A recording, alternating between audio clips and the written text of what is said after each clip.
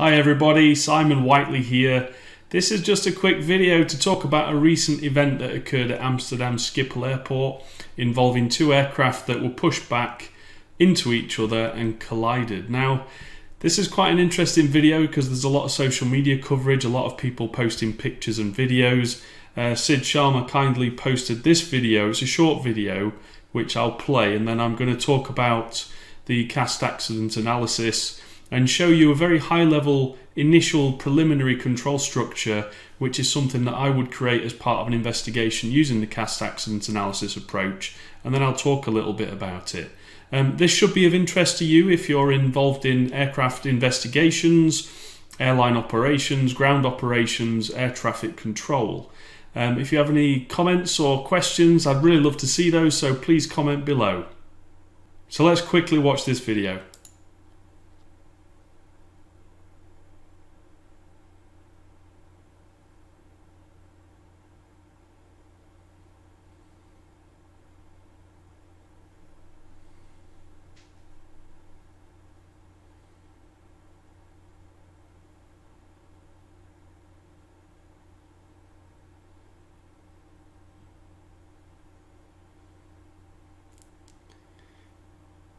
So as you can see, that looks like a very straightforward accident. A lot of the comments and questions that I've seen on various posts basically took aim and started pointing fingers and blame at the ground crew for pushing the aircraft into each other. Now, as I always say, things are a little bit more complicated than that, and that's one of the reasons why I support using the cast accident analysis approach, because it helps to look behind the scenes and look at the system, the control structure that's present, and so that we can understand how that did not adequately enforce what we call safety constraints, which should prevent collisions such as this one. So now to give you a quick and dirty overview of the cast accident analysis process. So you define the losses. In this case, we had two aircraft that collided, causing damage, but also disruption to the airport and airport operations, airline operations. We define the hazards, we define the high-level safety constraints, and then we do some modelling, because the cast accident analysis approach is a model-based approach, and we can include a timeline, or the most significant part is the control structure model. Then we do some analysis, we analyse that model, so we look at the physical process, the control structure components, the control structure, and then we make some recommendations. Now, when we think about things in terms of control structures, it essentially organises your thinking and understanding of what's actually happened, and it provides a natural path to follow, a structure to work to, and really, I think it's really the key to why the stamp-based safety assessments are so powerful. Now, this is just a high-level example of what you might call a social technical system. So we've got the trajectory of the aircraft at the bottom. We've got the typical technical system of interest, an aircraft. We have some aircrew. We might have radio communications, air traffic controller. We might have an airline operator, airport ATC management. And then we start thinking more broadly about the operations control structure, the maintenance control structure, the system design control structure, and perhaps even the emergency response control structure, thinking more broadly, even more, to the governmental levels, legal levels, and regulatory levels. Now, of course, you also can include consideration of external disturbances. Now, one of the main concepts of STAMP, and particularly cast accident analysis, is the concept of control loops. And what we're trying to do is, as part of our control structure modelling, we're trying to identify these control loops and understand how controllers interact with their control process through their control actions and their feedback.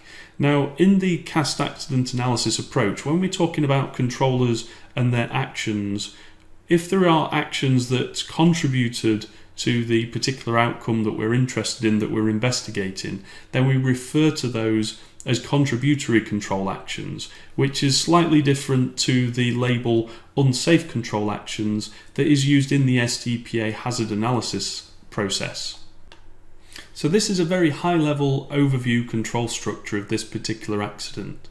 So we've got the physical process, which is two aircraft, the A320 for the Easyjet and the Boeing 737 for KLM, and they're notionally under the control of their respective aircrew, and the aircraft is also under the control or being interacted with by the ground crew through the tugs that they're using to move the aircraft around.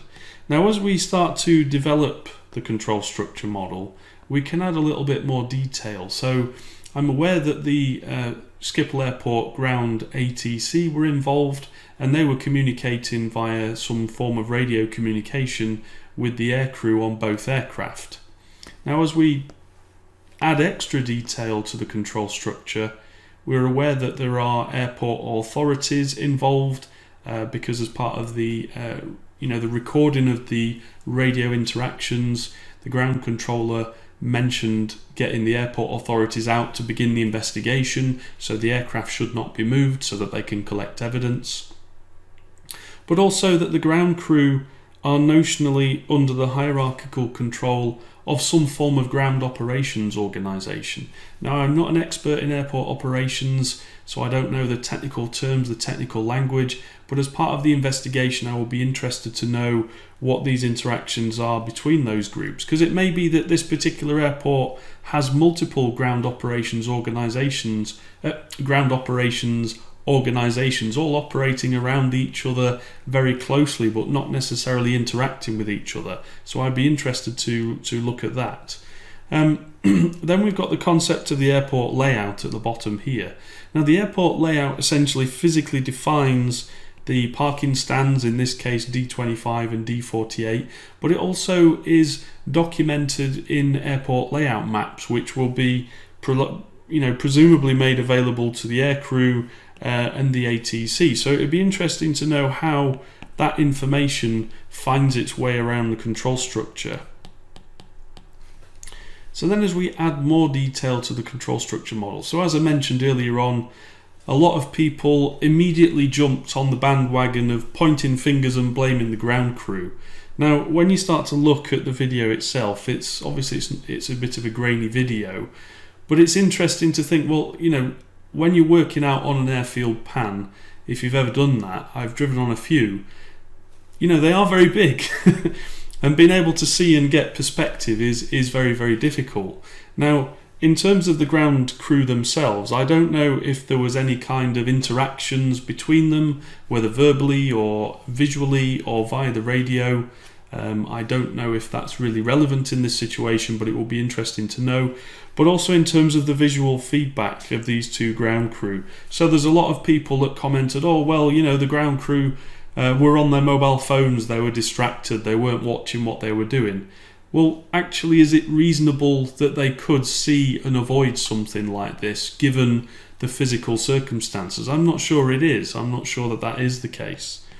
Then we can start to look up the control structure and look into the interactions between the ATC and the two aircrew. Now, according to the radio recording that I've heard that's published online, I'll include a link below, the ATC gave clearance, and I'm not sure if that's the correct technical word, so please forgive me, but they gave clearance for the Easyjet crew to begin their move, and then a little time after, I'm not sure exactly how long after, they also seemed to give clearance for the KLM crew to do the same. Now, I don't know how that is communicated through to the ground crew for them to begin, whether it's directly through the air crew or whether it's actually, if I go to this next one, whether it's actually directly via the radio to the ground crew, I don't know.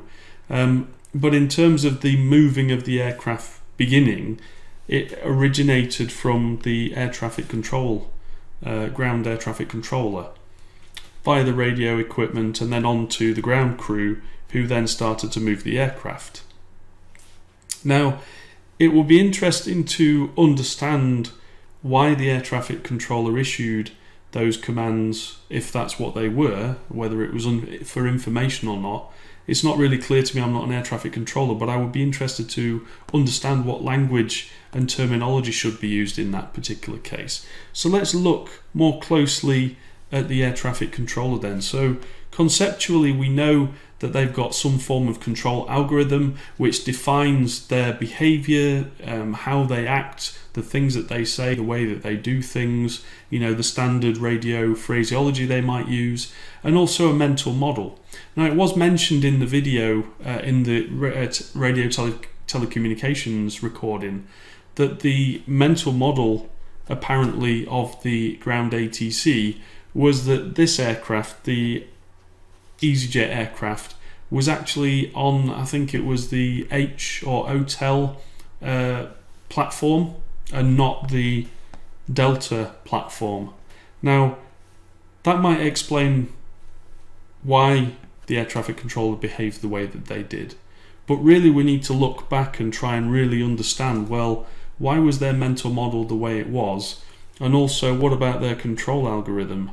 How did their control algorithm define their behavior and come to be such that it would allow this controller to issue these two commands at the same time, or very nearly at the same time, coincidentally?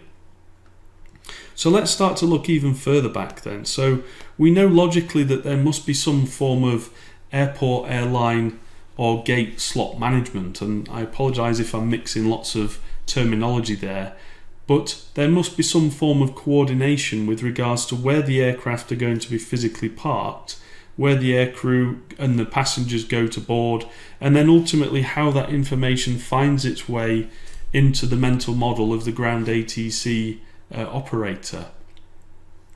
Now, I don't know if the airport had some maintenance, maybe the gates had changed or something like that, but really all I'm really trying to show here is when you start with a very basic control structure and then start to develop it, you can actually start to ask some really powerful questions without much information. I mean, I put this control structure model together in about 20 minutes, and as you practice this yourself, you could do it very quickly, but you'll notice that actually the control structure for this particular scenario, for this situation, is probably the same as many other very similar scenarios. And so this model can be used to identify other causes of either the same accident or of even other accidents. Now, if you're interested in learning more about cast accident analysis, I am actually putting on a second cast accident analysis online training course. If you would be interested in taking part in that and you want to help me address the big questions that you've got, please fill out the survey, which you can see there, the Survey Monkey link. I'll stick the link in the description. Please click the link, fill out the survey, let me know what type of questions you've got about this analysis approach, and I'll be sure to let you know when that training becomes available, and also to answer the questions that you have included. Now, if you're interested in more broad system safety webinars to do with STAMP, SDPA, hazard analysis and cast accident analysis, you can always register your interest at systemsafetywebinar.com. And of course, if you like this video, please like, share and subscribe on my YouTube channel. There is the link. Please share this content with your friends, colleagues or people that are interested. And if it has helped you or if you have questions, I'd love to see those in the comments below. Thank you very much for watching, and I'll see you on the next video.